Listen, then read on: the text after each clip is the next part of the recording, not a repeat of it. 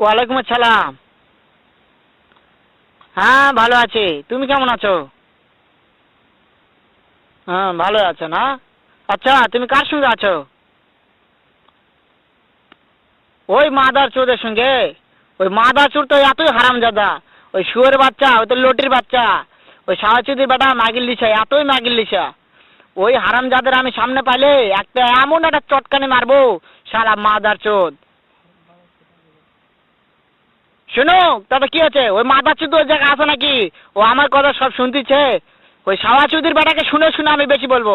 শুয়োরের বাচ্চা, শুয়োরের বাচ্চাকে আমি একটা এমন একটা চটকানি মারবো, শালা শুয়োরের বাচ্চা, লটির বাচ্চা।